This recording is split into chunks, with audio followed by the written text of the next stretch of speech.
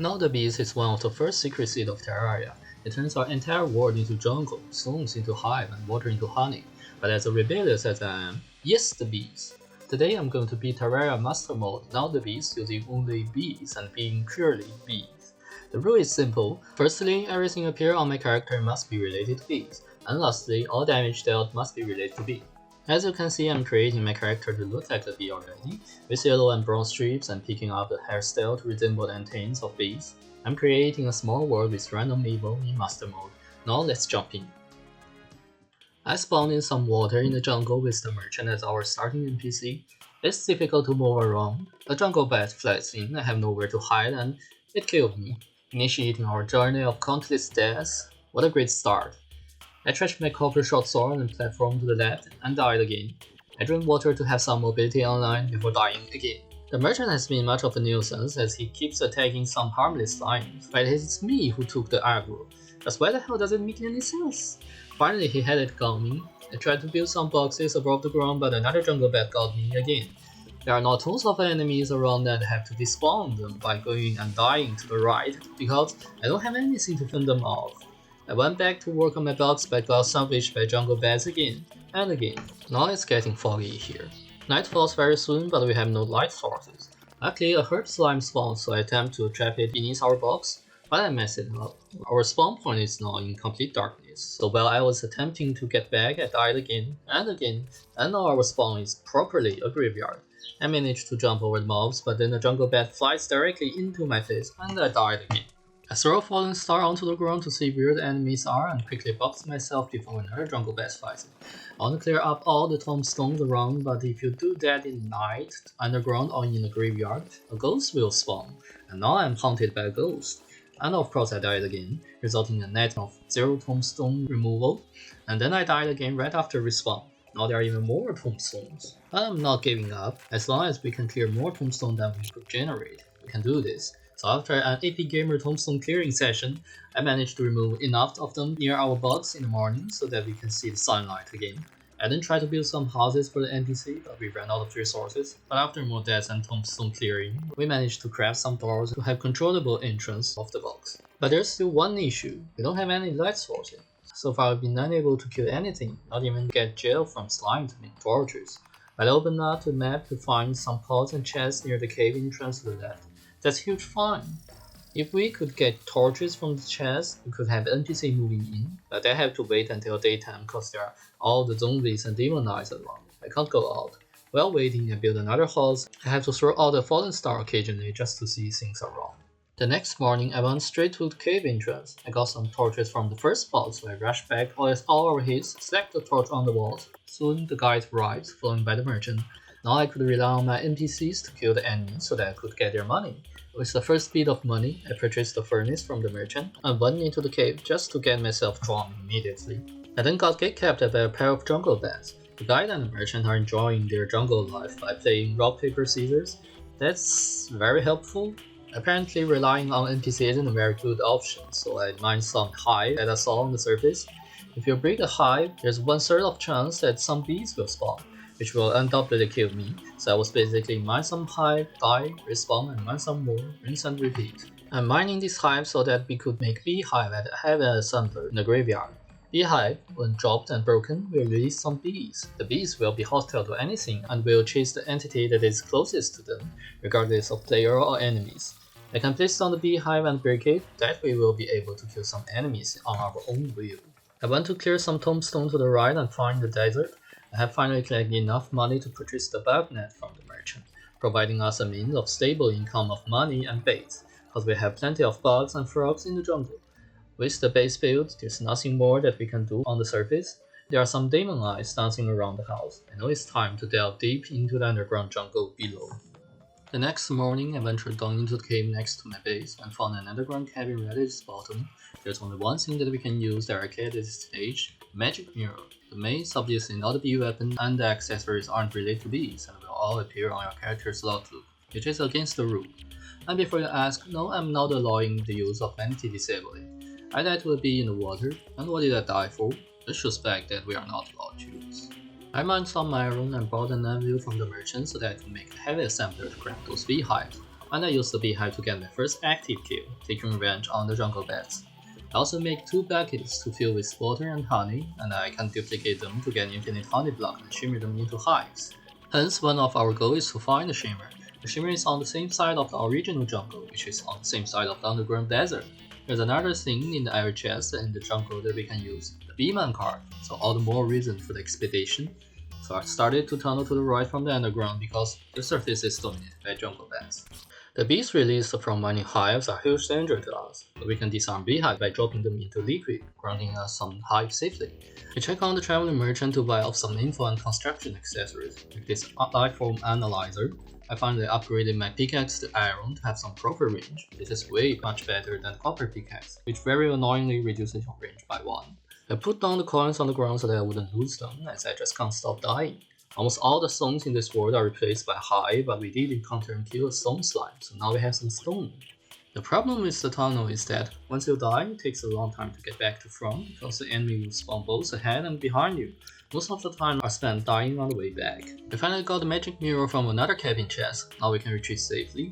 I opened the map seeing that we are already far enough beneath the desert, but we didn't encounter any sand that are supposed to be to rapids underground. I dig a bit further and still no sand dunes, guess it's just a random surface sand piled desert to the right of the spawn. This time I'm turning to the left, I'm digging strictly ignoring the random empty pockets. I did find an agate in the surface chest, but I didn't realize that I could use it for a very long time.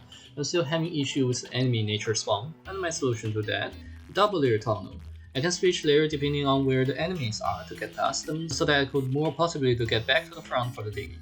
The desert BGM started to appear, we are finally making advances. As we continue our digging, slime is falling from the sky, so let's check that out. I sent down my NPC to fight because I don't have many beehives left. I let the evolutionist blast up the last field of slime and collected a few gold coins. There really isn't much that we can do ourselves. Now back to the digging, I hit the large sand dune in no time and dig down into the underground desert. The total length of my tunnel is increasing, which also increases the likelihood of my deaths on the way back to front. After many more deaths, I add a simple improvement to the tunnel: doors. You can gatekeep behind the doors on one layer, open the door on the other layer, and close it once the enemy get past, so no more getting slapped in the face or chased from behind. I got my first life crystal being some iron, ignoring the bat statue that was switching on and off. I loot a snake charm flute from the desert cabin, which would help so much in the playthrough. I got buried in sand once, and I upgraded my pickaxe to platinum. I continue to dig, we can see the jungle shrine is just in front of us. We're getting close to the Beeman card and one step closer to the shimmer. Now will we get the minecart in this heavy chest? No, we got the fairy claw, which we can't use because it shows a green claw on our character's hand. At this point I have to admit that the Beeman card is not guaranteed to generate in the world. It can only be found in every chest as a secondary loot and have no other sources. I did add one randomly into the every chest with T added. I probably should have checked that right after world generation, but I was so head-heated to start my first challenge run and forget that I even planned to do that. I even forget that I plan to start with some simple challenges instead of this. I don't want to use the board hopping or start over completed again, and I don't want to force myself to farm for the Hornet statue that CG Deskbot managed to, because I really want to try something different. I'm saying all this just to clarify the matters. Now back to the game, I was finally able to rescue the golfer, just for him to die immediately after. The fairy led me to a cabin beneath my tunnel, revealing the bat statue amidst a skeleton machine. I continued to dig through the jungle and found the natural man cart track, which I am not allowed to ride before equipping the Beeman cart. I obtained some dirt from a dirt slime at one point and farmed some dirt later on. Along the track, I got an anklet of the wind, another feral claw, a fiberglass fishing pole, and finally, the Beeman cart. Let's try this thing out. I'm riding fast, ramming into enemies along the way. Without any boots or shield allowed, this is going to be essential for the horizontal mobility and knockback immunity. With the minecart found, our next objective is the shimmer. I open the map to see that we are still a bit shallow and far from the edge of the world. The general direction would still be towards bottom left. The creamer showing up at the end of the track indicates the crimson nearby. I quickly decide to place on the rail along my tunnel. It takes 4 block high to use, so I have to mine up a bit more. Then my first blood moon occurs. I set up my hoik trap but didn't got any special drops on the blood moon, so back to placing rails. It's way much faster and smoother to travel on rail. Just look how fast I was able to get back to the front. I continue to tunnel through, spotting some crimson heart. I detect a lost girl whom I approach carefully, send all the beasts towards and got a metal detector from. I spot some eyes, then my game crashed because my earphone runs out of battery and went off. Yes, after so many patches and updates, the crash on switching sound output still persists. Back into the game, the Blood Moon rises again. I got the Doctor Boom this time, but I don't want to throw in all my remaining beehives. I lead it into the house to have the NPCs do things. Back to front, I found a blizzard in the bottle. I opened the map, the Crimson is all my tunnel, and the Aether can now spawn on evil stone, so it must be below or further to the left. As I dropped down from the nature cave, a horizontal tunnel showed up on the map. I confine the enemies around the box, jump onto the rope, miss the huge dragon knight, and make a run for it. The Shimmer! Here it is! We found it after 30 hours into the game. I quickly boxed myself, built some houses and moved in the NPCs, and then buy the pylon shimmer it into the Nether pylon for quick access. Now I can shimmer my 600 honey block into 600 hives and eventually make 120 beehives. I also wanted to build a town in the desert, so I tried to surface up from below. A third blood moon occurred, so I went back and do some farming. I was finally surfacing. I sent out beasts with the charger, but the beasts survived, so I surfaced again during night. The zombies are much easier to push back. While waiting, a fallen star landed on some zombies. Oh, lucky. Returning to daytime, I quickly build the houses and move in the NPCs. However, the NPC will not be there during a sunny day, so I try to traverse the new town from surface during night, and got killed by zombies.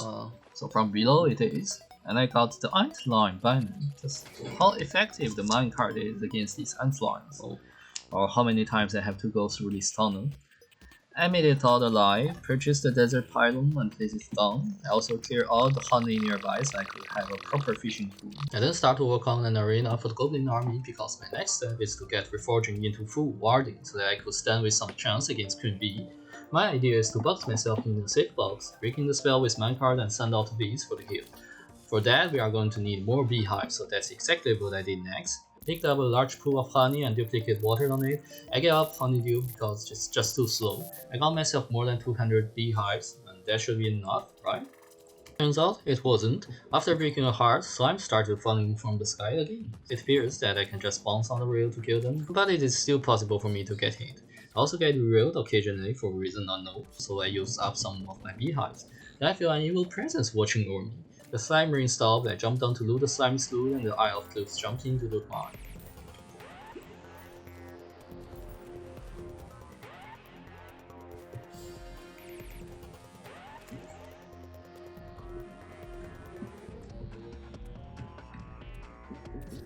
But you know what? It's fine. It wasn't meant for F2. The goblin army approaches in the morning. Now that is our proper opponent. But I derailed again and died. Now it's time to send out the bees. And I send out too many that I have to purposely vehicle slaughter my minions so that goblins can spawn. The bees and the saucers went stagnant at one point, but I managed to turn the balance in my favor.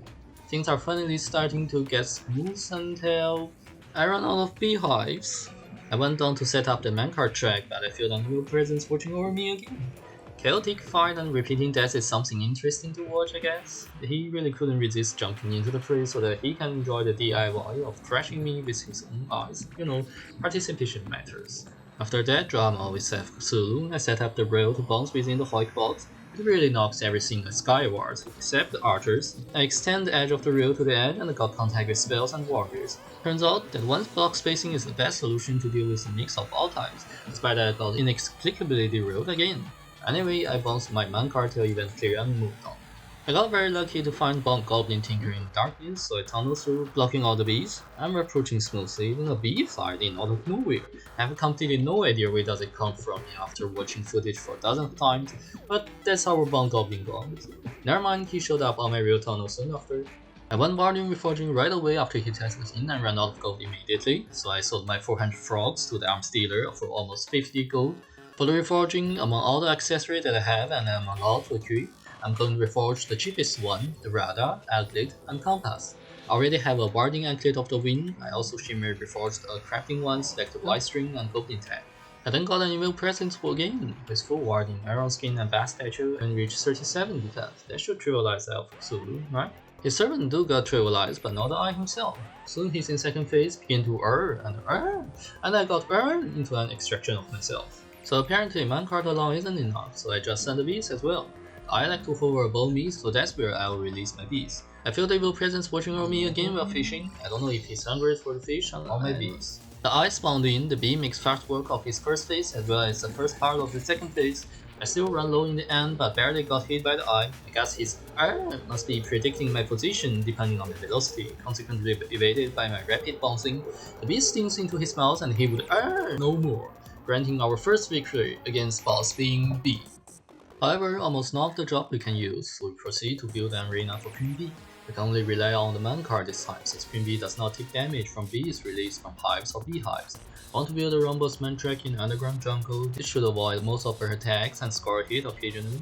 Construction itself is easy said than done, as following it all underground jungle really didn't get much of a chance to place real safely in the open area. I soon turned to other stuffs, absolutely not because I got bored, such as blood moon fishing.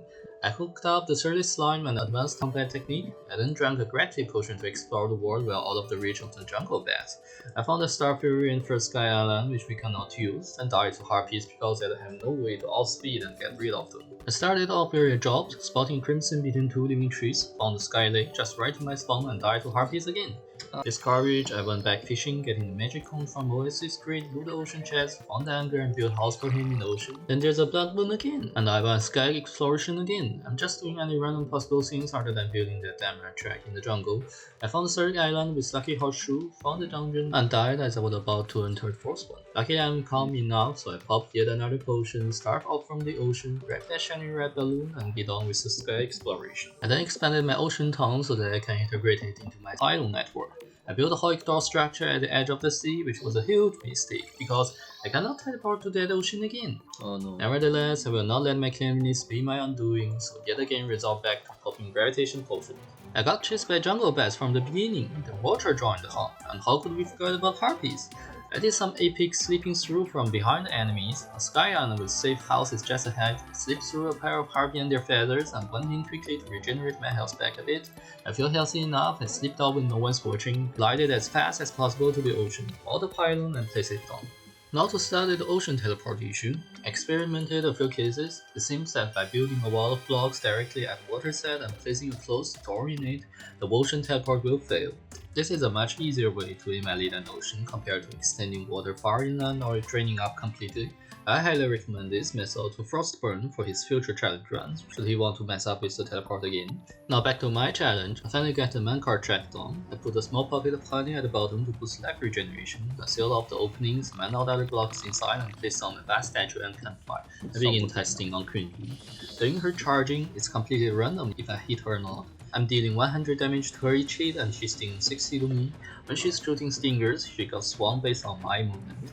Her stingers are mostly evaded, and I am likely to get a few hits on her, but so she to me. When she's trying to hover still to eject bees, I can keep rolling in a circle, messing up with her AI until regen back to full health. I then got a few hits in rapid succession and died when she's around half health. But the test shows that this is definitely working. All I need is some buff potions and slime is falling from the sky again. So I trip the bat statue, I can just bounce my man card onto the slime, then I find that I can also jump to smash them. Soon their king emerges to see who's been smashing their species and smash that smasher into smash. Now back to Queen Bee, I summon her up, buff up, and circling and circling and circling and... This is taking ages. Let me just show you the hits spanning over the 20 minutes of the fight.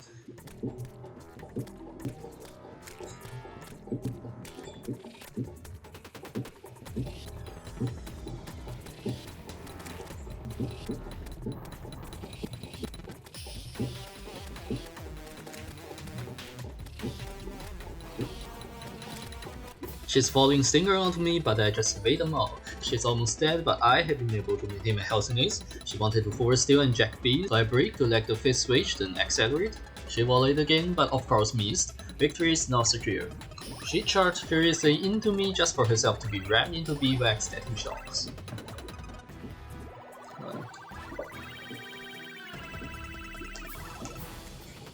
And we beat it. The Witch Doctor moves in immediately. It feels like we beat the game at this point. We could finally have some proper playthrough, at least for a while. So let's check our loot. We got a Beekeeper as our first bee-related proper weapon. It sends off allied bees when hitting a target. We also got Queen Bee Mask, which we can use for override any other masks, like the Obsidian Skull. The High Pack is an expert mode accessory which overrides any backpack such as Actic Beat Mode or Endless Tackle Bag. With the Beewax, we can shimmercraft fabled horny staff, which summons a horny to shoot stingers at enemies. We can also shimmercraft a godly high five. Little would I know that this yo-yo will carry me so much in the future. Equip the Ultra Bread helmet. It's suppressed by the mass of course, but it's mainly for vision and defense, because we are going to beat more Queen Bees for her other weapons and accessories. We got the Beekeeper again, but I can now make the Stinger necklace by combining Honeycomb with a Sharktooth necklace. I then fight 3 more Queen Bees but die to the first one. Back to base and I'll have a complete bee set and the bee sleeves. I can make a full set of bee armor but we are still missing the bee gun.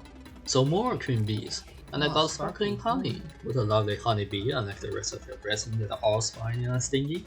And more Queen Bees. Finally I got the bee gun, along with the honey goggles, which summons a bee mount, and is the only mount that we are allowed. It can fly for quite a long, but sometimes it gets tired and slow down drastically, so not very reliable during fast combats. We're also going to need more honeycombs for more accessory overriding, so I went for another honey block mowing session and crafted 25 abomination. I'll spare you the details. Rest in peace, more Queen Bees. In between the Queen Bees, another Blood Moon occurs. What else better to test my new arsenal than a dreadful event? Besides, I still need a money trove. The Wandering Eyefish is fierce but no match to my bee weapon, and the Zombie Merman's combo to my hot trapping box, dropping the money trove that I've been looking for. I then craft a slime prawn and throw it into the shimmer to summon the slime ring. They've introduced this new method, now we can finally do this on demand. I'm just swiping back and forth with my beekeeper like cutting butter. King Slime has awoken, send out the bees with my bee gun, swarming his health in half before he could even touch me, then throw my yo-yo at him to finish him off.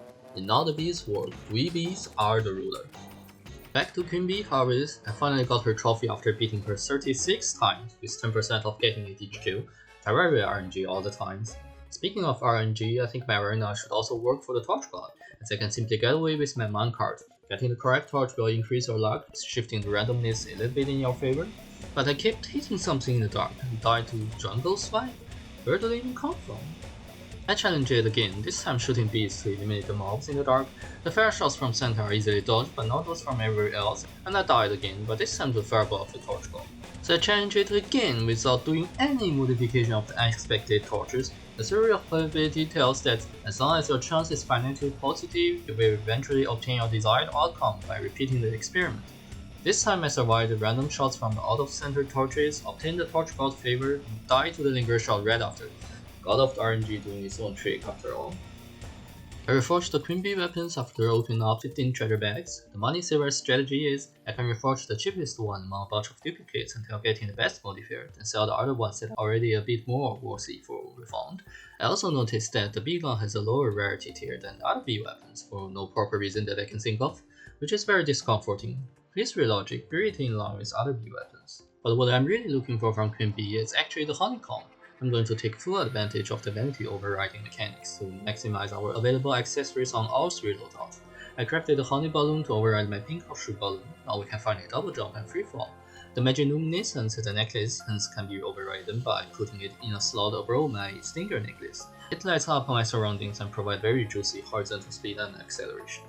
I mined some obsidian for the obsidian skull later on, which is a mask and is overridden by the Queen Bee mask. Well down there I met a skeleton merchant, bought a counterweight from him and crafted a strong counterweight. It is an accessory for yo-yos and aids in offhand movement, so I'm considering it an appendage of the yo-yo in action, so no violation of the rules. I also completed my mining loadout by shimmering the shirt into pants. I also wanted a sweetheart necklace for some mobility and vanity variation between my loadouts, which requires a pendant necklace dropping from Crimson Heart. So I smashed the second heart, not getting it, smashing the third heart, Ring of Cthulhu has awoken. Unfortunately, Queen Bee is generally post-evil boss difficulty, so it stands no chance against our bee weapon.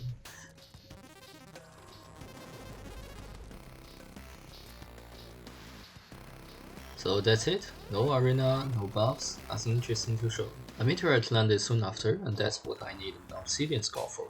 I make the meteorite hammock so that I can smash some natural wall more easily. Yes, it's high time that I properly construct my base so that I no longer have to put one chest here, another crafting station there. I also make the Deathbringer pickaxe for the Hellstone later on. While building, a 7th Blood Moon occurred. I went for some Blood Moon desert fishing and got a pink pearl from one of the oysters, so I immediately shimmered it into the Galaxy and consumed it for a bit of permanent luck boost. Then as I'm about to finish, an 8th Blood Moon occurred. And the next day, a 5th slime ring. I could use some extra royal gel, sure, but really why? Why is the event after event? Is it because of the life boost from the correct biome torch and the pearl? I don't even dare to think about it. And then finally start to explore the surface, which one would normally do right at the beginning of a normal playthrough.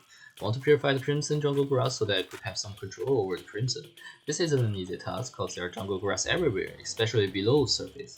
I jumped into lava in the mushroom and quickly teleport back home to burn to death, because I'm not allowed hook to grapple as there are no bee hooks. I encountered Kativa, which we can't use but it's nice to collect. To control the Crimson, we also have to look from below. Crimson Hearts reminds me that I haven't got the Panic necklaces. So I break another heart, no necklace, another heart, no necklace, another heart, no necklace, and Brain of Cthulhu spawns. Killing 8, Heart 7, Heart 8, Meteor Lights, Mine Meteorite, then just finish mining for Spark spawns. I wish this was Summon Collection challenge. Heart 9, Brain of Cthulhu, Meteorite, Die, Fight of the Moths and my Knot, Heart 10, Heart 11, Heart 12, Brain of Cthulhu, Meteorite. At this point we have smashed all the hearts in this world and have to resort to fish for Crimson Breed if I want to get it. I have been doing fishing quests and just got full anchor set. I haven't got all the accessories yet, so I decided to put out the fishing grab. I continue my exploration, finally mix up my health and shimmer an extra life crystal into vital crystal. I then start to isolate the Crimson now and then. I want to completely isolate them before Wall of Flash, but it's taking forever and they've already spread and grown too far beyond my notice. But that's for later hard mode me to find out. I found the right ice biome. A nice blood moon occurs where I finally found some spider knights. I then found the Cylus and built a house on the edge of the ice, thinking it would provide quick access to the dungeon nearby, and placed on the ice pile. After a tense blood moon connected by a second goblin army, during which I released the wrath of beasts, taking my own revenge over the country's deaths last time, I'm finally done, almost done, isolating the Crimson Hands, or at least it looks so on the map. And I want to talk to the Turban Keep. I'm planning ahead for the later hard mode. These sentries are definitely out of rules, but it's the armors that I'm aiming at, for two reasons.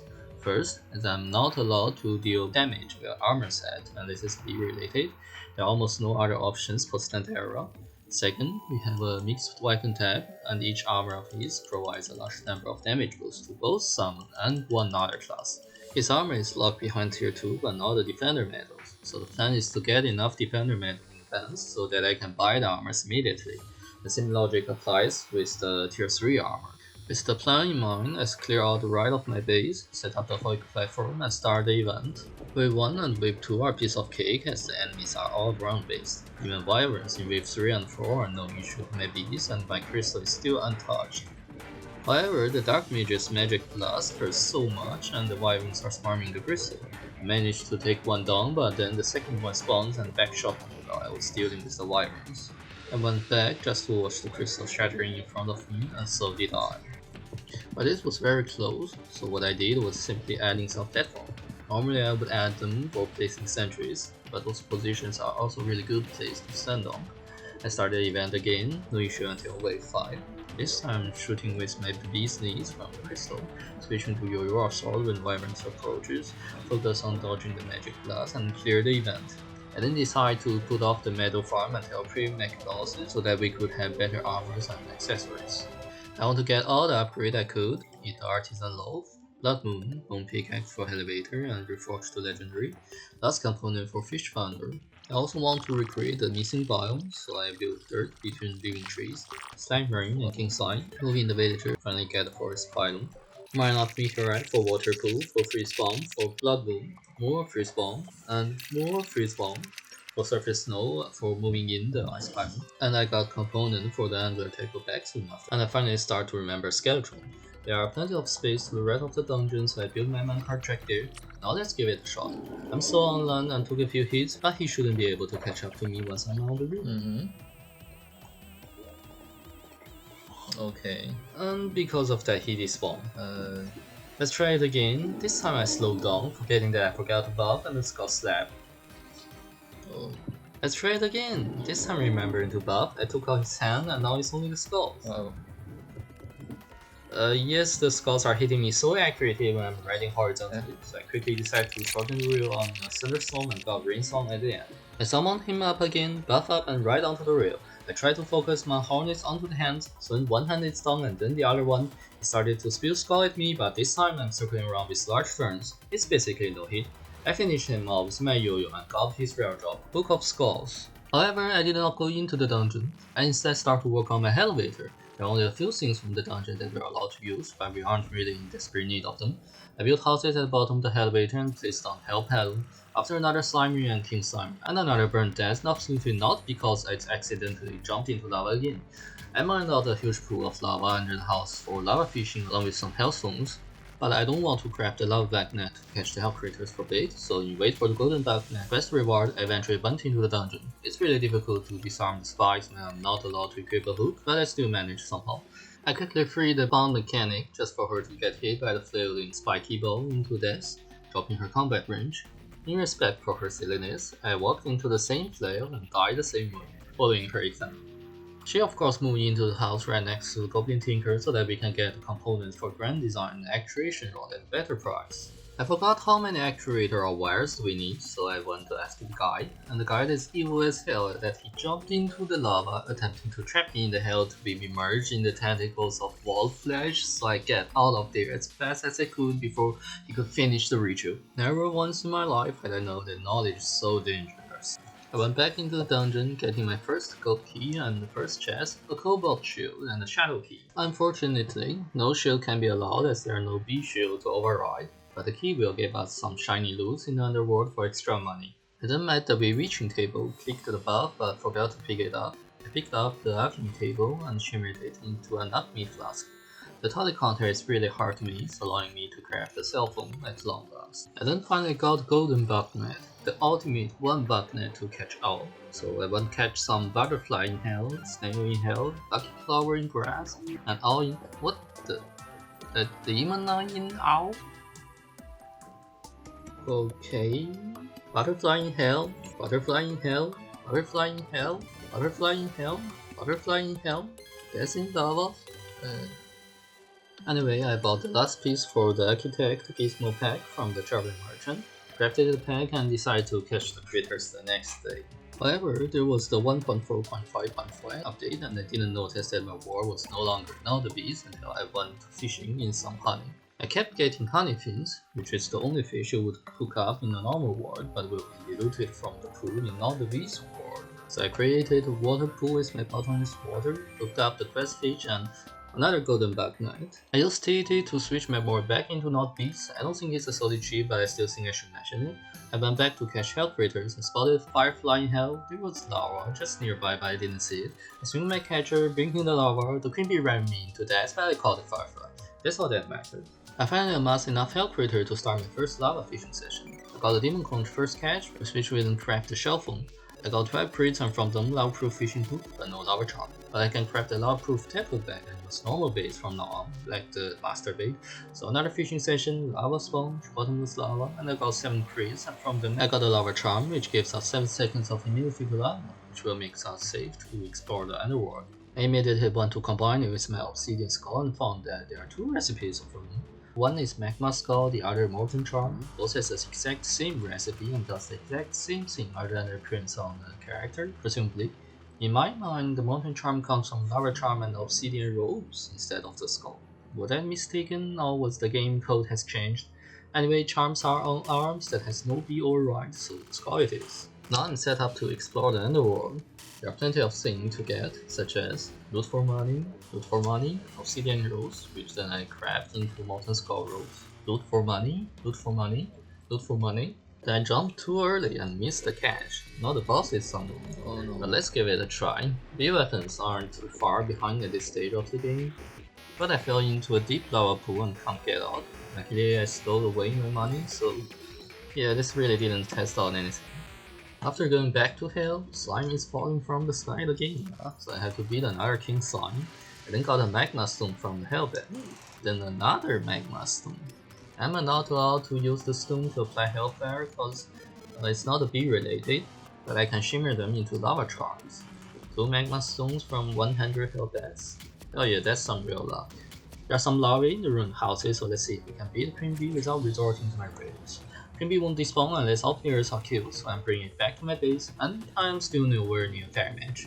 She's super agile and even more when she's not in the underground jungle. Mobility really is the key to the boss, which is the exact one thing that we are almost unable to have in this challenge. After getting another obsidian rose, we decided to fight her again. This time I had an idea. I jumped down my elevator. Her fingers hit the wall while she's hovering above me, perfectly for me to use my beacon or the beast's knees. She can't catch up to me with her charges when I'm falling, and all that can be our window for recovery. However, when she wants to find an empty room to force still to send out bees, she moves violently vertically, interrupting my fall, and I'm easily dead. But I found another lava, so let's battle again. This time I make sure to stay in some open area near the elevator, jumping down only when needed. She's sending out the bees again, but I'm already super low. But so is she. I jumped down, but she caught up and we died to each other at the same moment. Fair enough, very evenly matched. I crafted my second molten skull rose for my second loadout, smashed another lava, but died again. So I went sky crit fishing on full moon. I'm grinding for a bunch of shiny red balloons so that I would be able to craft the bundle of horseshoe balloon after entering hard moon.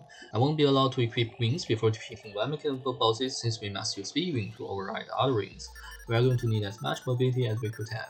I then also went lava fishing again for whatever reason. An imp spawned inside home of my NPCs, dropping a third obsidian rose before I died in lava again. But I didn't notice that, not even a bit, cause I just quickly jumped into lava again. Anyway, from the sky craze we got 3 balloons and 2 horseshoes, allowing me to craft the horseshoe balloon on my mining loadout. After getting another angler earring and reforged to warding first try, I finally noticed the obsidian rose. I crafted molten armor and a third molten skull rose for my fishing loadout, and then put the V armor on vanity slot in my combat loadout. I then spent 3 hours opening up more maps around the rail crossing my elevator. I want to be as much prepared as possible before entering hard mode so that we would have better control over hollow and evil conversion and other stuff that I may or may not foresee. During the exploration, I got a blood moon, a slime ring, and king slime again. I went crimson fishing for a necklace. We got 8 crits and of course I didn't get it. I got bottomless honey, another blood moon, and yet another blood moon. I then found that there's another rail starting near the left end of the previous one, running beneath the jungle temple into some underground jungle opening. Just look how close they are. So without any hesitation, I connect them, granting us a nice tunnel for Terraria much later on. After getting the honey sponge and making the ultra sponge, I moved my hell house beneath the dungeon for quick access. The guy is apparently not happy with it as he just attempted the same trick by jumping into the lava again. No, I'm not going to let it happen. You're free to die on your own cause and getting out of here. After placing down the pylon, now it's time for wall coins descend from the heavens. Sure, I could always use some more gold as with deer clubs.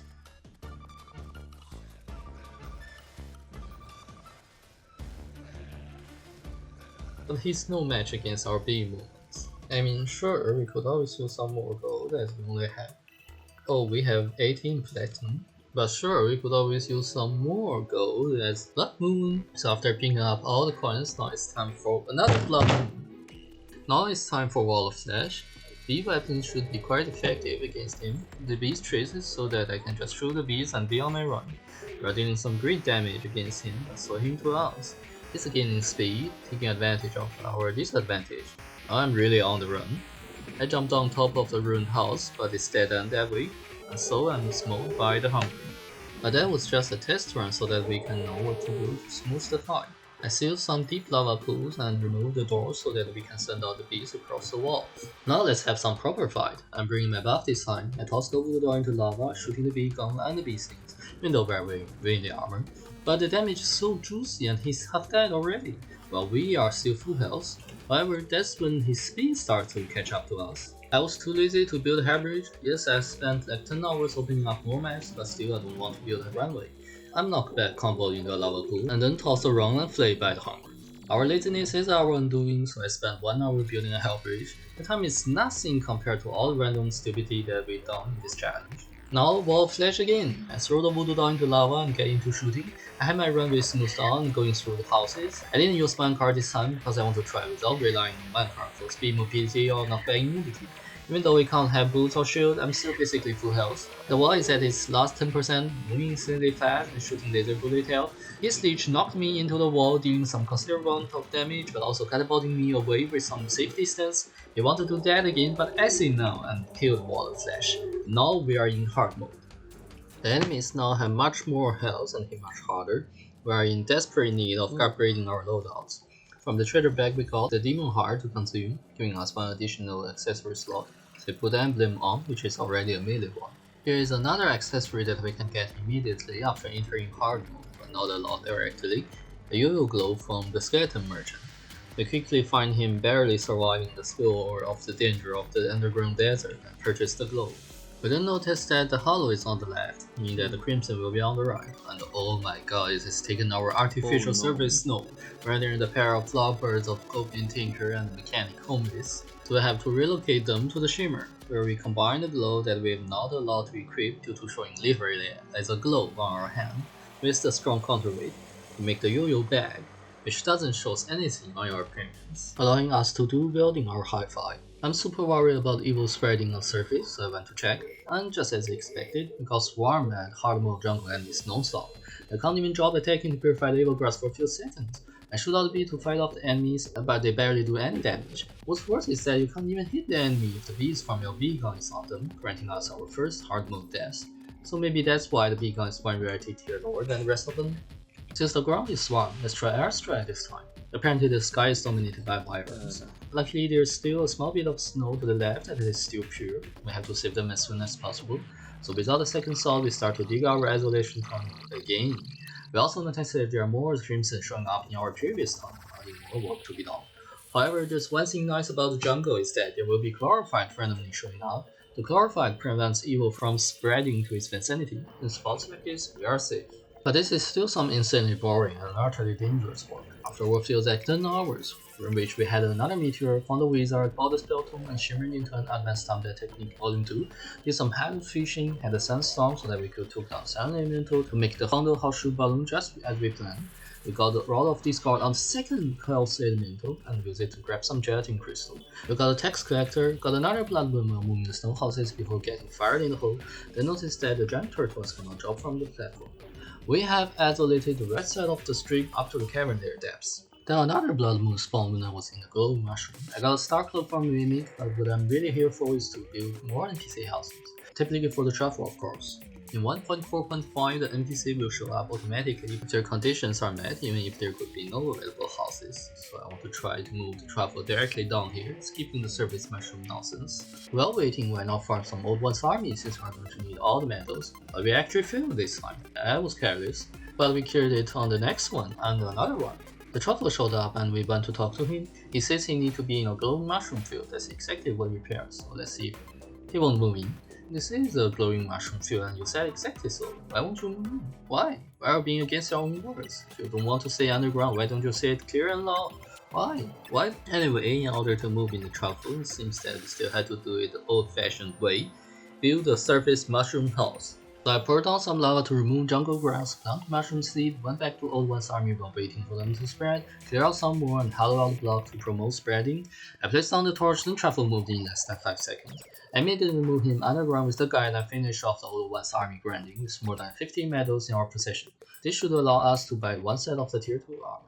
The next morning, slimes started to fall from the sky again. The slimes are one of the enemies that got buffed once entering hard mode. They become more robust and hurt much more. Interestingly, among the 3 most common types, the green is the smallest one but hurts the most, while the purple is the largest but hurts the least. I'm fighting them on the beach in hope for a parade map. Unfortunately, I didn't get it. And guess what? It's another blood moon tonight. This is the 20th blood moon already. I killed another clone trapped in my holic box after it turned daytime and found out that we still didn't get a parade map. What we do got are some hard mode ore from fishing, so we made the Mithril Anvil. I'm hesitating between Cobalt or Palladium and decide to craft the Palladium for its regeneration set bonus. We don't have enough bars for lag, so we shimmered the exact amount of Mithril for a full set of melee Palladium on my first loadouts. The regeneration buff of the Palladium armor is so juicy that we recover in no time, allowing us to take 1 more hit every minute or so, I believe. The Darklings are in our way and spawn quicker than we could take them down. I'm planning to corrupt the grass above the dungeon to make an artificial corruption without causing too much of evil spreading. Since they would be blocked away by dungeon bricks, I will also want to convert them into hollow later on, so we're going to put down some dirt blocks. Now let's start yet another blood moon. Why are there so many blood moons? Every time you want to do something, there is a blood moon. We got a parry map this time. There's nothing we can get from parry evasion, but I just want to have all the NPCs. The bees will come soon. Since we're at the sea, I farmed the shark and knockout for the diving helmet for the Arctic diving gear, but we didn't get any jellyfish necklace. After finally taking down a wyvern, opening 8 crimson crate from fishing and still no panic necklace, I remembered the bee cook to craft and create in vanity slot. Yes, we are only allowed to put it in vanity slot, because its stars aren't bees. I set up a jellyfish statue farm and got a jellyfish necklace. Now we can craft the Arctic diving gear to boost our mobility in the... Oh no, it's not overridden by the Prim Bee mask, so we can't use it after all. That's some sad waste of time. Now that active game gear is out of consideration, the only mobility boost that we may have before getting wings is a dash from Crystal Assassin Armor, which drops from Prince Line. I'm kinda lazy in building arena, so I'm using a Hell Bridge. Hopefully the buildings can keep the ads at bay. Her body slam hits so large and cut my health into basically no health. I miraculously survived her teleport, but she still teleported into me within 3 tries. She doesn't seem to be despawning for whatever reason, and I got killed a second time in no time by the same boss. However, she's not the best boss to fight at this moment. We got a cross necklace from a Mimic, something we can equip with a Stinger necklace or a ride. Its invisibility frame extension is going to help us a lot in dealing with collision knockbacks. But let's set eyes on some boss that we can actually defeat now, the Eater of Worlds. I forgot that we didn't even have any proficiency, so we purchased them from the dryer in the graveyard, construct a dirt grid above dungeon and plant the seed. While waiting for mushroom to grow, we shimmer some titanium bar into ores to make the titanium forge and then make the captain set and prospector set. The hard mode upgrade to the fishing and mining site that is bringing the defense on par. We see that we're getting Eater of Souls, but still more jungle enemies around. We need 6 mushrooms for 30 powders, mushroom 1, mushroom 2, mushroom 3, mushroom 4, blood moon, mushroom 5. We're almost done with the mushrooms but barely progress in the rotten chunks. I always feel that the mushrooms are harder to amass than the chunks, but it seems that this isn't the case right here in this world. There are still more derpling spawns, much more derplings than the Eater of Souls or characters. Finally, one spawns and it drops nothing. The chunk only have a 1 in 3 chance of dropping and it's not modified by the luck. Another one spawns, no drop, and another one spawns, still no drop. We got mushroom 6 but fall behind so far in the chunk, which we need 15. After some painful grind, we finally got enough chunks. We went to the altar to grab the summon the Eater of Worlds on top of the dungeon.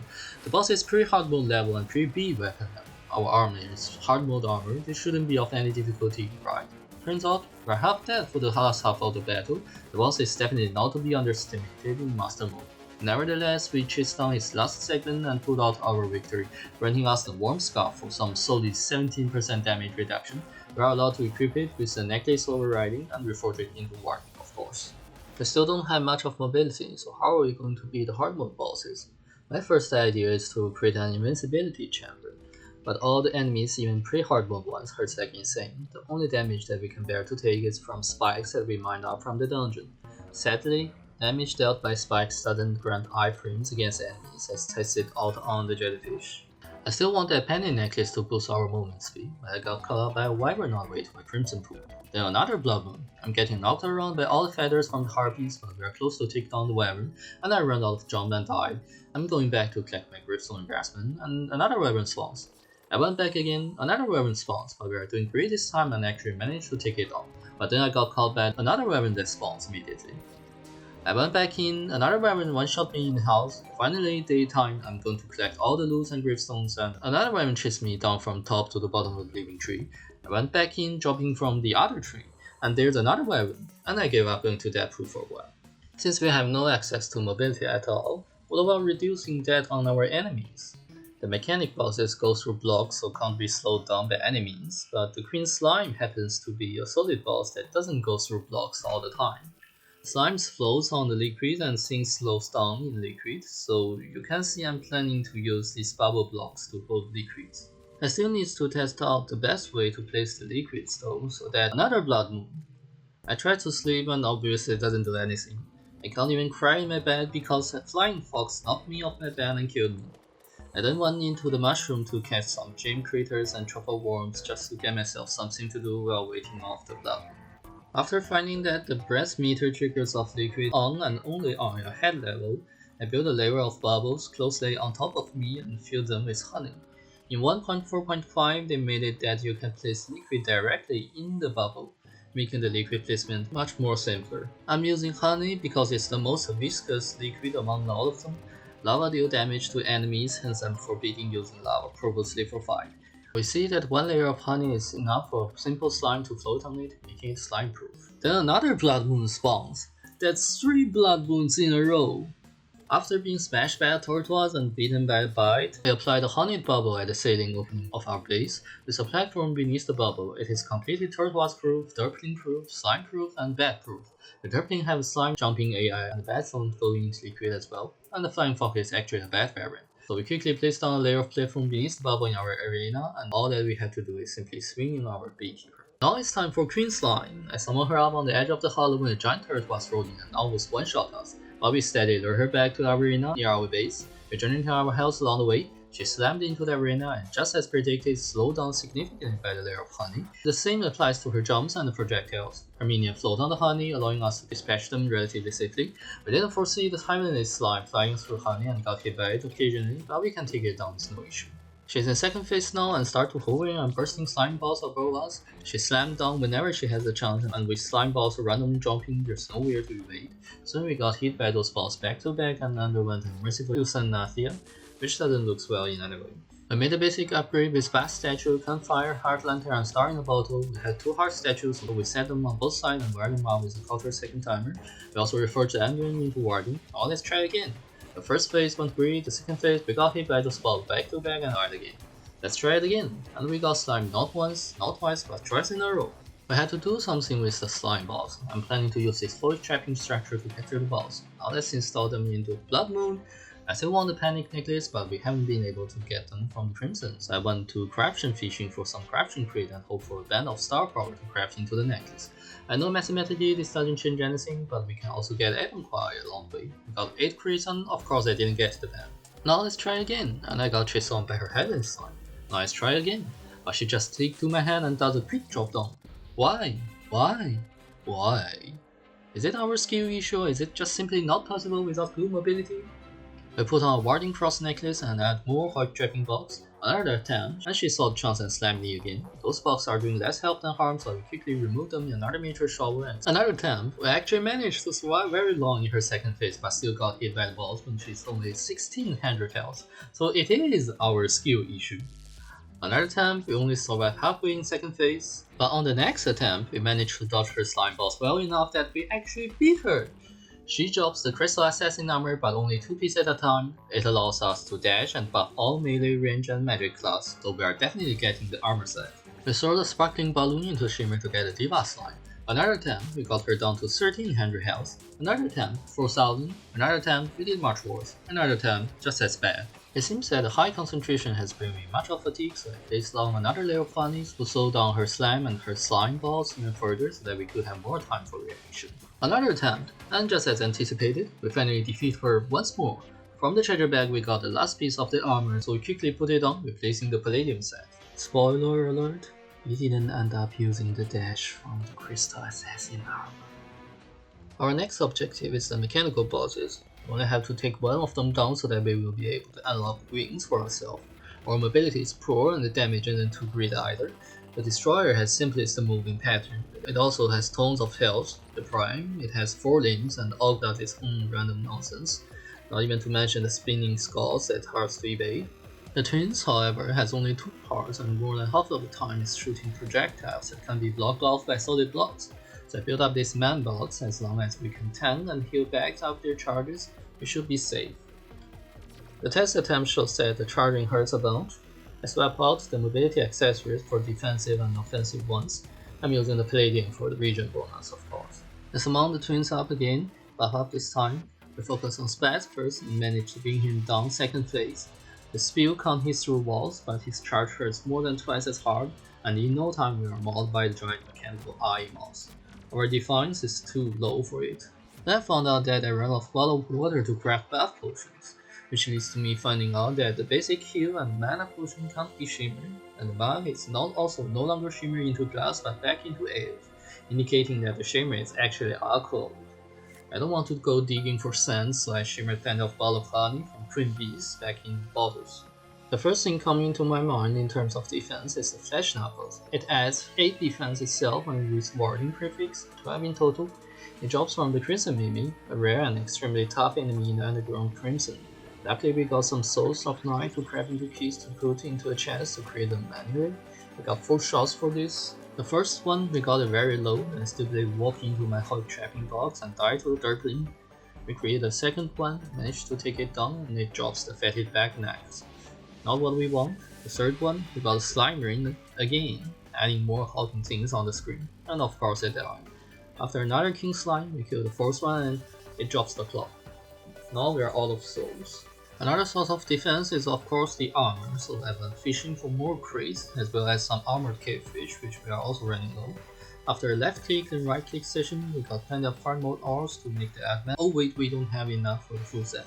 So after another left click and then right click session, we got some titanium to shimmer into advantage to complete the melee advantage armor. I then put the palladium armor on the second loadout so that I can flash to it to have the life regeneration buff up. Now let's try the twins again. Summon the boss, focus on splash first, and do a quick swap to my second loadout when nothing is hitting me, and the stingers from the hornet staff will mostly guarantee a hit, granting the palladium regeneration buff. Soon Spaz in the second phase, we are able to heal back up for his first round of charges, but also put our heal potion on 45-second cooldown. We survived the second and third round, but died at the fourth round when he's about 10,000 health. We are improving, but definitely not enough. I shimmered some useless potion back to bottle of water and purchased some teleporters from the mechanic. I still want to try to see if we can beat it without teleporting away. So I attempt again, but this time we focus on red first, so that when Spaz is not charging at us on second phase, we wouldn't have red laser charging at us, dealing additional damage. Red is in second phase, all attacks blocked off, but we still took it down regardless. Then Spaz into second phase, we died again but has got him as low as 5,000 health. It was already close, we checked our death count while sleeping off the day, then attempt again. We do the same thing and got Spaz around 6,000 when we got mauled again. So it seems that this is the limit of extent that we may achieve under the computation between his charges and our heals. So I set up the teleporters box with 1 second timer. This way we can teleport around to die. Apparently the leftmost and rightmost is so far away that the enemy can spawn within, so I move them closer and also added switch on both sides for manual command when needed. Now let's try Blood Moon again.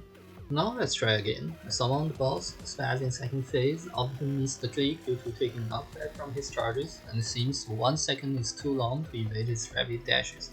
The teleporter seems to place us onto the Hoik platform. With the knockback taken, we may get knocked out of our safe box. We messed up a lot and got eaten again with Spaz around the same level of health. But that's something we can practice to improve, so we attempt again. We do got knocked out of box once, but I managed to disport back in. We got familiar with the timing of his charges and dropped attacking to prepare to teleport away. With good timing, we can evade all his charges. Then I got knocked out of box again and failed to teleport back immediately. He took the chance to land all the heals he could and comboed us beautifully. But we got him lower than 5,000 health. It's our new record. It looks very promising and I just have to be more patient in attacking. I summoned the twins again, very quickly got knocked out of box, but both are in first phase, so not much of an issue. We took down Ready Laser first, and soon Spasmatism is in second phase. We are not rushed in attacking, but very vigilant in right-clicking the switch. We teleport away and around to evade his charges and make sure to back to center to pick up the hearts. Slowly but steadily, both mechanical eyes are gone. We had defeated our first mechanical boss. There are plenty of new things that we can get with one mech done, or typically the bee wings, crafted from the tattered bee wing dropped from Moss Hornet. Since the whole world is jungle, I decided to do other stuffs first, as we will inevitably fight and kill hundreds of Moss Hornets in the process. The steampunker arrives, we bought the contaminator, blendomatic and some green solution to want to purify the world, starting from the surface snow, then the entire strip below. The Tavern Keep now starts to sell tier 2 Old One's army weapons and armors. We immediately purchase a full set of squire armor with the defender medal we granted earlier. We put the armor on our first loadout, shimmer the augmented armor into ranged and put on the second loadout, then move the crystal assassin armor in the third loadout. We then got a solar eclipse that now has a chance to occur each morning. We shimmer the life fruit that starts to spawn in the underground jungle into an aegis fruit for some permanent defense boost before dealing with the horrors. We see the enemies are very likely to get trapped inside our Hoik trap box. Most of them are vulnerable to the confusion debuff, which can be applied from our beekeeper. We got a moonstone, which isn't a lot itself but can be combined with the sunstone into the celestial stone that is a lot. We unsurprisingly didn't die even once for the event. I'm not allowing Neptune's shell or moon charm due to them changing you into something not the bees. I isolate the bottom of the crimsonite mushroom level to prevent them from spreading onto the jungle ball. Then a blood moon occurs before I die to another crimson mimic. We still haven't got any tattered bee wing yet, so I now start to farm them purposely, which we very quickly got one, then a second one, then a third one. Now we can have wings on all 3 loadouts. I crafted one wing, finding out that we still need more souls of fly, so we took down another wyvern and another wyvern to craft 2 more pair of wings. We then keep exploring deep underground, purifying any evil we see, and search for the skeleton merchant for the magic string. In 1.4.5, they've introduced this accessory to allow off-string play for yo-yos, which is only available after defeating one mech boss. Our life form analyzer detected a skeleton merchant, but then he changed his name.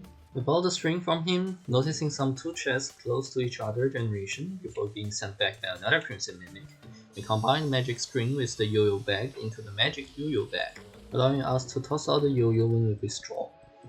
I still want the accessory from the Biomimic, but slime is raining again, so I have to kill another king slime before getting eaten by another Crimson Mimic again.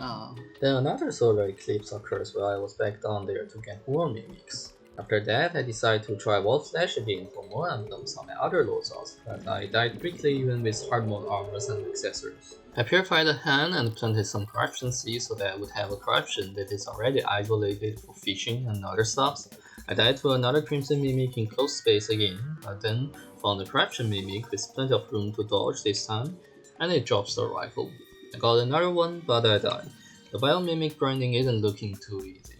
So I want to work on my surface halo. I extend the halo on both sides by manually putting dirt and planting grass.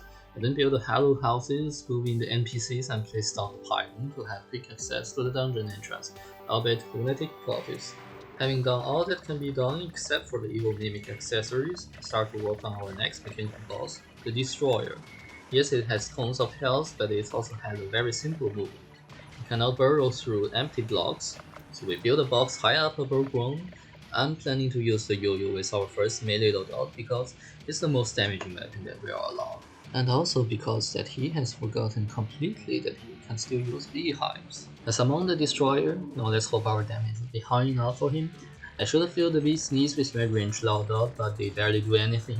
I switched to my melee to use my high five. They're high enough to be out of the reach of the Destroyer, but he's also out of the reach of our yo-yo very often. But when that occurs, I can keep dropping my yo-yo down to him with our magic yo-yo skill. Whenever a probe gets into the bulk, I can simply swing the Beekeeper to dispatch him effectively. We're halfway in the night, but the Destroyer is still a bit over half health. However, he has lost more than half of the probes, meaning that we can focus more on tossing Ryu onto the boss himself. And after almost an entire night, the Destroyer has been destroyed first try, and that's our second boss done. The next boss is Skytron Prime, expanded teleporter box with heart statues and outward foik to avoid his spinning head while being able to shot at him. Another Blood Moon rises, but I still summoned him up and got instantly knocked out of our box by a Demon Knight, and in no time we got involved in his spinning skull. I set up the box so that the enemies could fly in and attempt again, but I got teleported out of box again. I took some knockback and missed the click in the skull and died again. So I removed the Hoik and set up the timer to auto-teleport. I also want to kill another Wall of Flesh for the emblem and she made it into a ranged one. I have some Souls of Night, so I decided to grant some Crimson Mimic for Flesh Knuckles during day. The first one drops a Tendon Hoof, then the next one drops a Life Dream, and the next one a Dart Pistol. And then it turns night, so I summon Prime again, this time being able to avoid his head spins, but I do got hit very often by the limbs. But none of this really matters because we are also barely doing any damage. And soon I teleported into his vise and got ripped off. So I killed another Mimic, fed it back nice, and another Mimic, Life Dream. Then I challenged the Prime again. This time I buffed up, but also noticed some important issue. He seems like to linger around where I was, resulting in me often getting hit by it while teleporting. We are still doing barely any damage before getting deboned by it all this time. Maybe I shouldn't be worried too much about not having knockback immunity. So I summon him up again, but this time I'm staying on run just to see if there are even any chance. We are moving very slow on land and soon he starts to swing his skulls, but surprisingly it still took him a while to catch up to us. All we need is something to boost our speed on land so we can run fast and fly away now that we have wings. So I crafted some asphalt with the Blendomatic and placed down a runway on the floor. The movement speed boost is rocket high and fast. I then keep grinding Crimson Mimic for the Flesh Knuckle.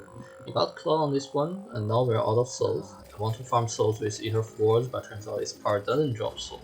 Now I have to farm some nature spawn evil mimics. I died to the next one, but the next one drops the hook. Then I died again to the next one, and the next one I got pistol, and the next one the hook, and the next one the stab. I then purified some part of the crimson close to hell and mushroomified it and plant some corruption seeds. The loot pool of crimson doesn't seem to give any accessory even though theoretically it should. First the crimson hearts, no necklace, then the mimics, no knuckles. Another mimic spawn and it drops the staff. And another one, the claw. And another one, the pistol. You know what? I give up. I configured my accessories and summoned Prime again. I'm using my melee loadout with Yo-Yo this time. The fight looks smooth enough as I can run away from his head, but it didn't last long before I ran into his limb, getting knocked back into the spinning skull. I'm stun locked inside him and got whacked. But I summoned him up again the next night. This time I make sure to stay away from directly beneath him and in between his eyes and soul. I run and fly away when the head spins and drop back into the field. I do get hit by the head occasionally, but the tankiness of melee armor really helps. And after rounds and rounds and rounds of flying away, Skytron Prime has finally been defeated. Half minute before the day. I can't believe that it took even longer than the Destroyer.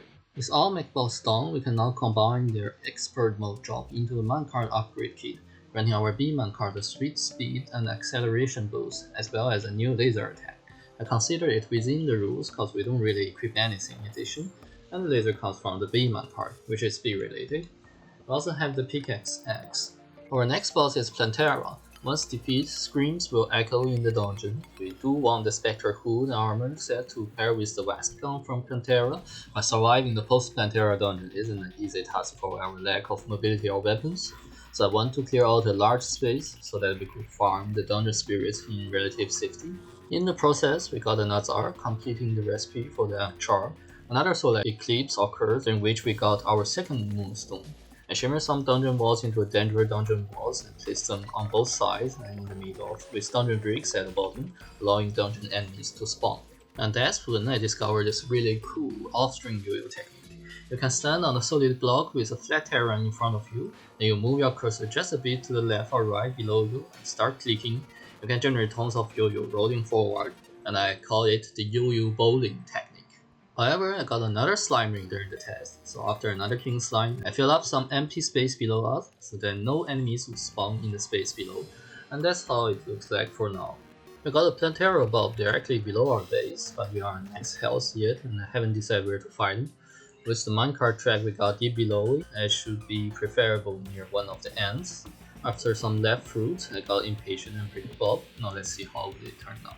I decided to use this Kernite cave nearby as our arena. The first phase is simply me circling around her. We aren't doing much of damage, but we are super tanky, therefore not taking much either. At least before she starts to shoot faster and spew bouncy spiky thorn balls. I discard away into another open space, but still got shot multiple times and died by a seed right above my head. There are some other pre-Plantera things that I forgot. There's some other pirates. The Hoik box with confusion seems to work well, but not when the pirate captain came in. It's important not to have enemies on your back, especially not the pirate captain. I then performed my yo-yo bowling technique above my base, which is working phenomenally. Very soon the Flying Dutchman spawns right before I release the spirit of the captain. I saw and took the chance to get off my bunker and yo-yo onto the flying ship. We fly around, taking care of the crew that jumped down from the ship and dodging its cannonballs, and without much of difficulty we sunk the ship before taking down a few more pirates to clear the event. The pirates moved in by the end of the day and we placed down our trophy off the ship. Now back to Plantera. I expanded cave to have more open space, finally maxed up in health, broke another bulb, then another blood moon occurred. I circled around her, but very soon the bouncy spiky thorny balls quickly overwhelmed us. I discarded away into the nearby opening before she entered second phase. I fled towards my rail but got cornered. I took a few hits and make it onto my minecart before time, right after setting off. I removed the bottom of the cave to be filled up with honey and built a layer of platform above. I broke another bulb, but we forgot bulb potion this time, and so my echo runs out as well. But we are doing great until she's in second phase. I discard out, make my way towards the rail, and stupidly did not ride onto the rail, and got ripped off. I kind of forgot about hallowed armor. I crafted melee set and decided to put on the headpiece for max defense. I also crafted some jungle juice with some extra left fruit. Broke another bulb, but we didn't even manage to make to the rail this time, finally making me realize that we have to bring the end of the rail close to the battlefield instead of stupidly walk on foot with our lack of mobility. I broke the bulb right above my underground mushroom house, buff up and make my way towards the granite cave. By the time we were at the cave, we already chipped off 1/4 of her health. We performed the typical circling round when another blow-up occurs, and soon she's in second phase. We discard Oughta, hopping onto the rail and slowly guiding her along the track. We hit the underground desert very soon. She'll be enraged if all of the underground jungle, but our entire world is mostly underground jungle, so we rush through to the other side, waiting for her to catch up, and continue to toss our yo-yo at her. We hit the end of the rail, so we discard across her, riding back where we came, skipping through the underground desert once more before harvesting the nectar from our gigantic jungle flower. We opened our treasure bag, and we got an unreal Venus Magnum before the arrival of the cyborg. We need that wasp gun from Terraria, but I decided that I want to get the Spectre Hood armor first, so I rushed into the dungeon and quickly noticed a very important problem. There are no dungeon spirit spawns. After some wiki, I found out that they can only spawn when enemy dies in front of cursed dungeon walls, but the moment I dropped the tech into place some walls outside my box, I get bombarded by all the possible things around. The princess is definitely not happy with all the stupidity we've been doing in this world of jungle hazard, but we couldn't bother even the slightest. I made some modification to the farm to provide some safe exits against casters, specifically the Diabolist, who shoots fire blasts that linger a very long while and teleports the exact moment whenever you hit him. We have this structure outside the wall to hold the enemies in place so that we could perform our yo-yo bowling technique. Having determined the killing area we placed on the cursed walls, we are finally getting dungeon spirits after dungeon spirit after dungeon spirit, which we dispatch with our beekeeper. We also got a paladin, which we actually managed to kill at the cost of 5 minutes in real life. We are in desperate need of upgrading our weapon. We got enough ectoplasm from the dungeon spirits to craft a full set of Spectre armor with hood as our third loadout. The hood gives a heal based on your damage dealt at the cost of reducing your damage dealt, so we need more accessories to pair with it. I want to kill another wall of flesh for the emblem to craft into another celestial emblem. Also make the magnet flower because the mana flower appears on your character, while the magnet flower doesn't. Now it's time for the Plantera grind. We killed another Plantera and it drops the leaf blower. It's a magic gun as well, but not big enough. And another Plantera, it drops the wasp gun. We are very happy that we didn't grind too many times for this grind and quickly reforged it into mythical. However, there are more grind in front of us, as the next one will be the Tier 2 Old One's army. Don't worry, Golem will come out next, but we have to beat the Tier 2 Old One's army now for the Defender manage. As I planned, we want to get the Tier 3 armor, but we are mostly unlikely to beat the Tier 3 of the event, which will be unlocked if Golem has been defeated. So we must do the event now. As among the army, Wave 1 and Wave 2 are a piece of cake. Wave 3 flying enemies start to spawn and swarm the crystal, but we did our best to fight them off into Wave 7. We focus our bees onto the flying enemies, but our crystal is already only a third of health. The ogre spawns, drawing our attention, and the wyvern flies in, crashing the crystal into pieces. We have some banners from the Tier 1 enemies, so why not use them? As among the army again, focusing on the flying enemies. Wave 7, Ogre spawns, we got him below 3000 health when the crystal shattered. We tried again but died at wave 6 and so did crystal. Want to sleep off the sense of failure when another coin occurs. If only more coin than what we already have would help in beating the challenge. We attempt again, but crystal still shattered when we got the Ogre below 1000 health. We focus on the Ogre, but it vanished when we got him as low as 87 health. But this proved one thing, the event is definitely beatable by us. So I challenge again. This time I'm using my range loadout. Wave 7, I shoot the bee's knees at the flying enemies. The knockback from this weapon interrupts their fly effectively, and by mixing up with the wasp gun that does most of the damage, we managed to defeat Ogre and clear the event, granting us 15 medals on the last wave and 25 medals in total per clear. Now that we've learned the method, we just have to grant that we died again in wave 5 and fail the event again. But we clear the event on the next attempt again. And again, and again, and we now have 300 defender medals. This should allow us to end again. We have 450 medals, and I can't believe that we didn't even have a single blood moon, nor Simering, nor solar eclipse, nor goblin army in the process. And again, and again, and we bought the defender's fort, which we didn't end up using at all. Now it's time for Golem. We went to the little temple, forgetting that we forgot to bring the key. So we hold our way in, also forgetting that we have the role of Discord. We loot the chest, only accidentally trigger trap once and die in the main chamber, or remembering that we can discard in directly and do some more chests. The room is too bad, it is just too small, Our mobility is worse. We have no speed, no dash, nothing except our bee minecart. So we place down our bouncing rail and get to sending out our bees, bee wasps, they are close cannon, We primarily use our third loadout as we are getting hit all the time and had no luxury to switch to our damage output loadout. Finally his head flies out and hover right onto the top of the main track, putting an end to our bouncy being. So we went in again, placed on campfire and our only bat statue, lowered the top of our rail, and also hung up a star in the bottle and a heart lantern on the ceiling. We configure our accessories to put both a warm scarf and a brink of confusion on the third loadout that we'll be using for more survivability before summing up the golem again. The fight is quite brain dead. We shoot our wasp down, as long as we can make it through the beam barrage before the head flies out, and when it is at its last bit of health, we should have no trouble defeating him.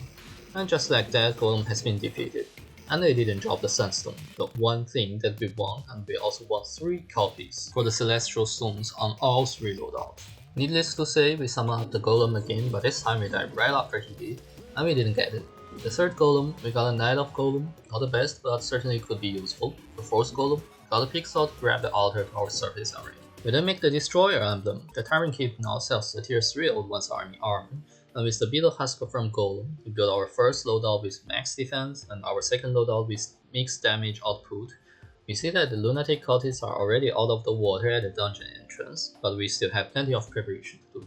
Another solar eclipse occurs the next morning. That's exactly one of the things that we want. For more moonstones, of course. But since Terraria is done, more variety of enemies starts to spawn, as well as mushrooms, causing our deaths and 2 more consecutive deaths at respawn. And we didn't get another moonstone. Back to Golem grind, I want to try without riding on one card. We were doing great in the first phase, but then we took multiple contact damage and got squashed.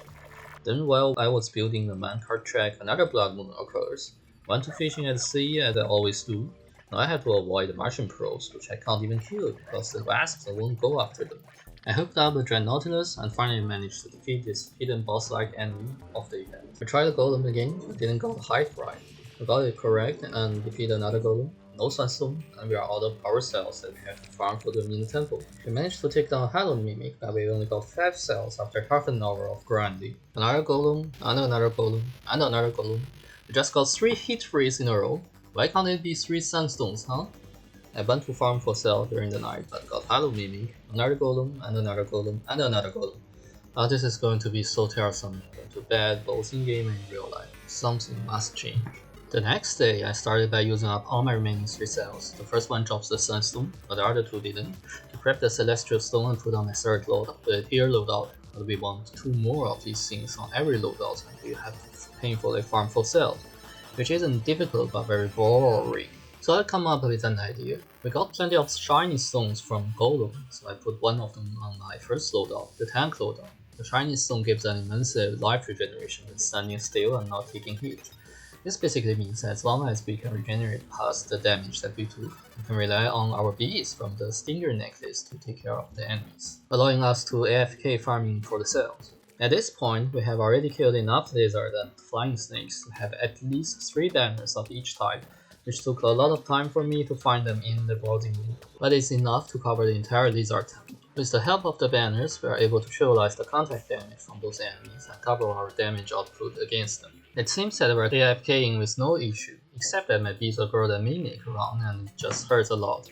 I also had to find a good spot to stay as the enemies aren't always very smart in Pathfinder, resulting in that most of the enemies are remaining alive on the other floors, reducing the efficiency of the AFK farming. After testing spots after spots, I finally remembered that I can shape this place. So I dig a tunnel directly above me, connecting the floors above. Now enemies are flowing in. I also bring in a water candle and a few battle potions. And we got 8 more cells within 20 minutes. I want to try no rail again, but just keep dying. I quickly got my second sunstone back to readying my Beeman part. And after Golem and Golem and Golem and Blood Moon, Golem, we got our first Golem trophy on the 24th one, and the third Sandstone. Then after another day, another solar eclipse occurred, during which we got our third Moonstone, allowing us to have the Celestial Stone on all 3 loadouts. I then killed another Wild Flash and crafted the Menacing Celestial Emblem from the second loadout, the Damage loadout. Now we are fully equipped with the Celestial power before the occurrence of another Blood Moon, even though it's a BB playthrough. Now it's only the Lunatic Cultists, the Pillars, and the Eldritch Deity, Moon Lord himself, in front of us. Lunatic Cult is normally an easy target, but we are using Terraria weapon, which is a bit lackluster now. Even though our damage loadout can boost the damage of Wasp gun up to 90 and the crit chance up to 60%, our lack of mobility also means that we are getting hit very often and have to switch to the healer loadout for the majority of the fight. Our main issue is the lack of mobility.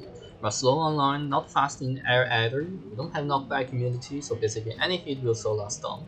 We don't have dash for evasion, nor do we have infinite flight, so how are we going to deal with all the lunar flares, the eye lasers, the eyeballs, and the eye beam from the Moon Lord? As we are being B, it's only reasonable that we take advantage of the regeneration aspect of the game. Shiny Stone, Celestial Stone, and Honey, all of them provide some sweet life regeneration, among which the Shiny Stone has the strongest potential, but it only works well when you are standing still, not using any item, and not taking hit. But standing still also means that we are going to keep getting hit, unless there's a way to get away without moving or using anything. And indeed there is one, the Hoik.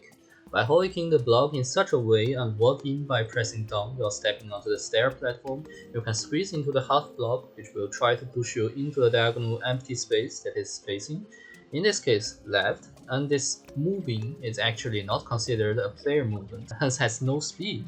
Therefore we can keep regenerating while we are constantly being moved by the Hoik track. However, it is impractical to be in this track the whole time, as we can barely do any damage to Moonlord. The Hoik track is only for recovery purpose and has to be built in one direction so that we can outspeed the boss, avoiding getting hit.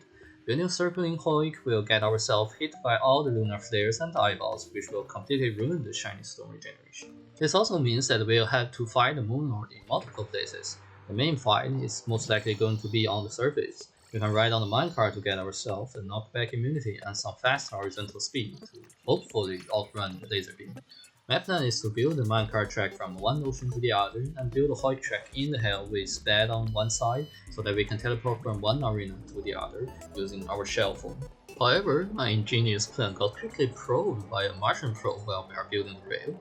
Now Martians are invading. It's always a bad idea to get probed, which we've been avoiding previously for reason obvious. A saucer spawns in. We are able to avoid loss of its attack while in our bunker and surprisingly manage to push it into second place. In our tries to beat us to death, we run to our asphalt runway but keep getting interrupted by the scraps. And of course we got beamed out of our existence while trying to escape. The next saucer hop onto the bouncing rail, but apparently the cycle of the rail is longer than that of the saucer, and we got beamed out of our existence again. Then another saucer spawned, and we went directly into its beam, and another saucer spawns right when we respawn. The Martian saucers just keep spawning. Saucer after saucer, death after death. Then we got an interesting session. It seems that we only have to move a bit slower so that we can synchronize with the cycle of the Martians without getting hit by the laser. Anyway, we got beamed by another saucer before completing the event, and it just took forever to take down the remaining enemies around. After finishing up the remaining rail, placing down the teleporter on both sides, spending 3 platinum on wires and wire them up, we finished the sky rail. The sky rail is actually the method that I used to beat Terraria for the first time years ago. As long as the top eye has been taken off, we can basically run full speed, shoot our weapon in range without getting hit.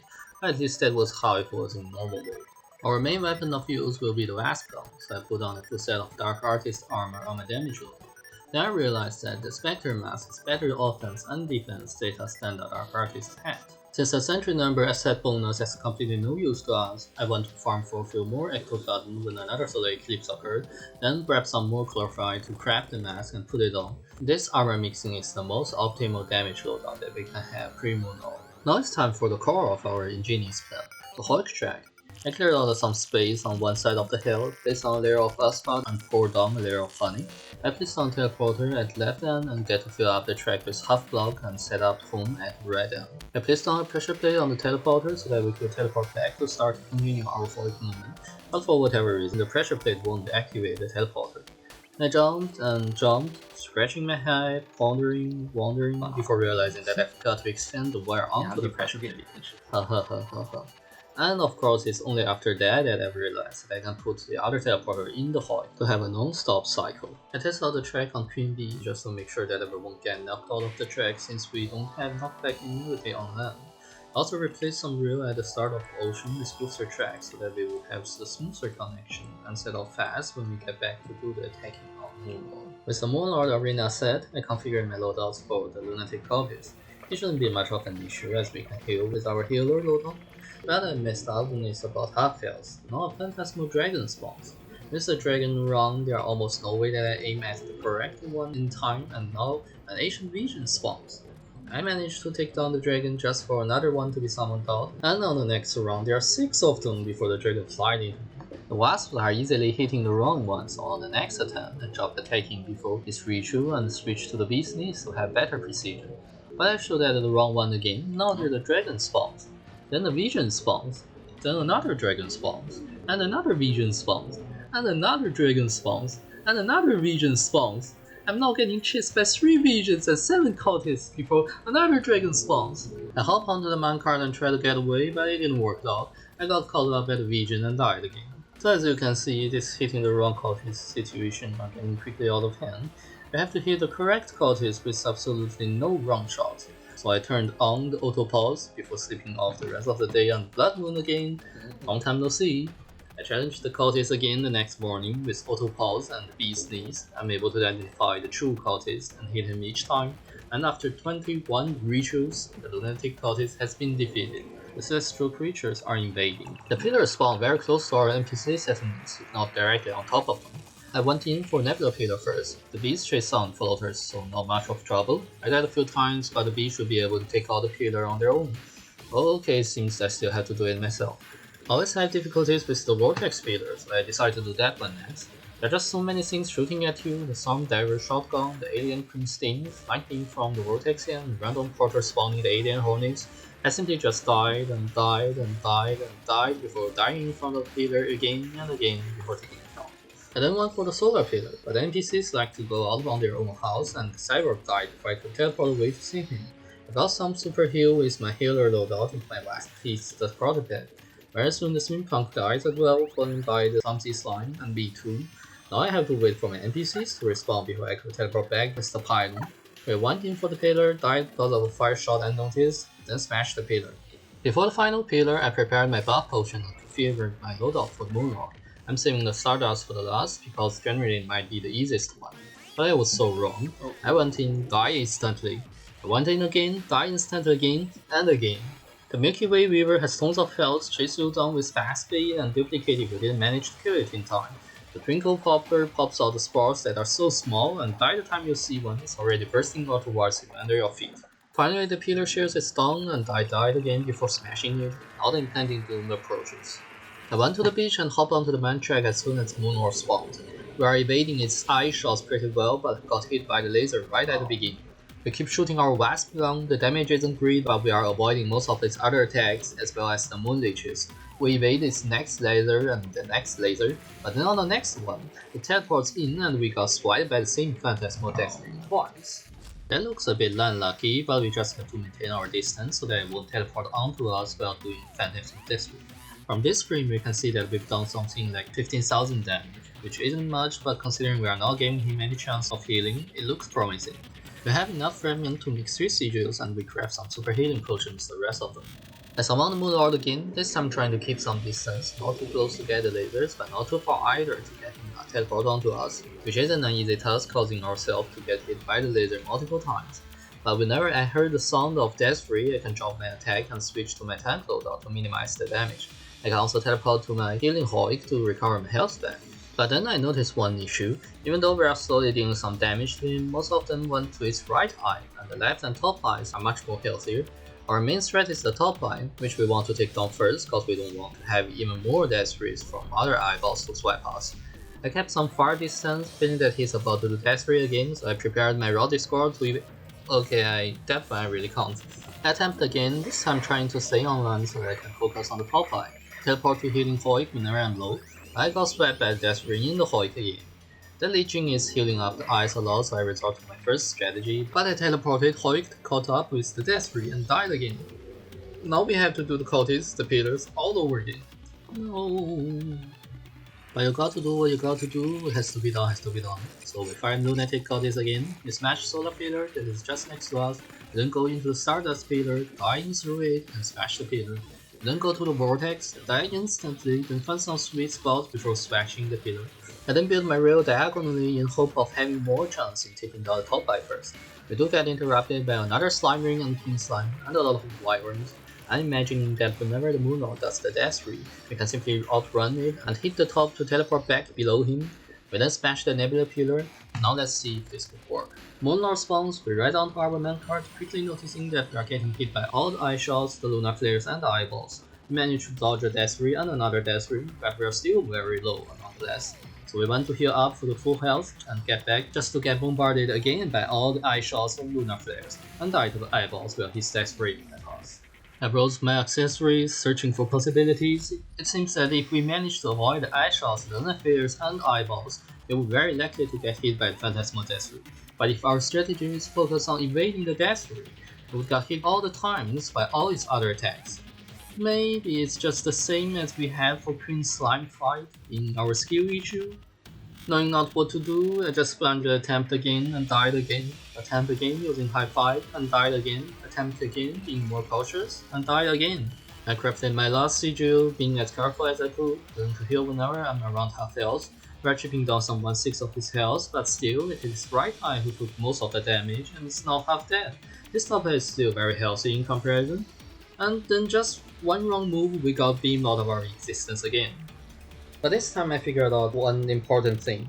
Maybe moving to left and shooting to right, it takes time for the wasp to start to chase the enemy and they will go to the one closest to them, and in our case the right eye. So if we want to hit the top eye, we would have to move down and shoot up. Wait! I know exactly what to do! You remember our attempt in trying to beat Queen Bee in a fair match? We jumped on our elevator, and Queen Bee will follow up, and Moonlord should do just the same. The lunar flares won't go through solid blocks, we have one less thing to worry about, and we are moving in one direction, we should be able to avoid the eyeballs and hand eye shots as well. We can also do this while riding on our minecart so that we won't take knockback from the eye shots and dash free from the top eye. The only huge damage that we took now is the dash free, but we can just teleport to our healing hog to recover. We'll be able to avoid most of the attacks there, and we just have to be more cautious in teleporting back to start if we went into a bad position with the dash free. Also expanded the elevator a bit more so that our wasps won't bounce too many times and dissipate. We convert some other fragments into 2 solar fragments to craft our true last sigil. But before we attempt again, I purchased the Valhalla chest from the Tavern Key. I want to compare the regeneration between the max defense build and the max regen build. There isn't much of difference in the healing void, but when dropping, the max regen build basically regenerates from empty to full health within 1.5 round, and let's not look at the max defense. So max regen build it is. I configured my loadout, the second loadout being our damage loadout, mixing Spectre Mask with Dark Artist, chest and leg. Then another solar eclipse occurs. I got some more strong wings, but definitely am not going to use them since we'll be on our man cards the whole time. The first loadout, the tank loadout, mixing Square Helmet with Valhalla, chest and leg. The third loadout, the healer loadout, with the Spectre Hood set. With my new masterpiece of strategy and build, I use my true last Celestial Sigil, summoning up the Moonlord for a final match. I ride onto my B-Man card, descending our elevator and shooting our Wasp gun upwards. Just as anticipated, most of his hand-eye shots missed. We are also outspeeding its Phantasmal Dash free as well as Moon Leeches from time to time, allowing us to heal back on our own with our healer loadout. But there's no guarantee that we evade every dash free, so just as usual, whenever I heard its booming sound, I dropped attack to switch to my tank loadout. We have a chance to dodge it with our Brain of Cthulhu, and even if we took the hit, we have a Warm Scarf and Endurance Potion with full warding and melee armor. The final damage is around 240, definitely bearable. What's more, we have our Healing Hoik, instead which we are mostly impervious, unless we got super unlucky with the Death Ring. We are seeing its top eye being very low, and very soon we spotted an eyeball on the loose, and got the eyeballs from directly above. The top has been taken out. We want to Healing Hoik to take a rest, where we are completely impervious now. Then teleport to the ocean to ride on our horizontal man track to shoot at the hand eyes. In no time his right eye has been popped out as well, now it's only the left eye left. However, the wasps are just not able to catch up to the left eye no matter what. I tried to slow down, but it didn't help much. The leeches just heal it back to full health, and I'm taking a lot of hits that have to go heal again. I right-clicked my shell phone, but my cursor was so close to the rail that I derailed myself mid-air, which almost killed me. Luckily, there are no attacks around, so I quickly went into healing. Imagine if I had only built the rail a bit higher. Our character is recovering, but mentally, the trauma will never fade. There's a keypad to mounting and dismounting the main card, while I add the right click in conjunction and internal with the item function switching. We try to calm down in our healing holic, rest, relax, meditating, and regain our inner peace before coming up with a solution to our current situation. We just teleport twice to the other ocean, riding to right and shoot to left. The handlets are symmetrical after all. Very soon his left eye is out, now the core opens. We hit the right ocean and back to right to left, but we'll run through the eyeballs and get a bunch of hits, forcing us to go to heal again. This time I make sure to move my cursor to the top of the screen before right clicking to switch mode.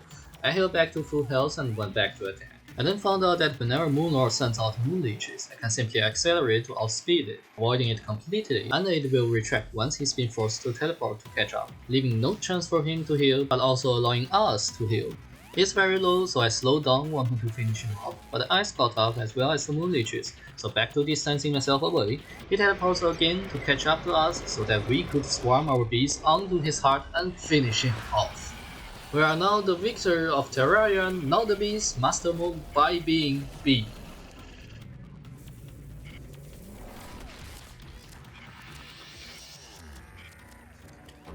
Thank you so much for watching the video till the end. It's my first challenge run and the first time I missed such a long video. Please give a like and subscribe if you want to see more themed challenge like this one. Please also check the description for more info. I've started some weapon subclass playthroughs as well recently. All in all, thank you again for watching. I'll see you in the next one. Skyblock with Star Power.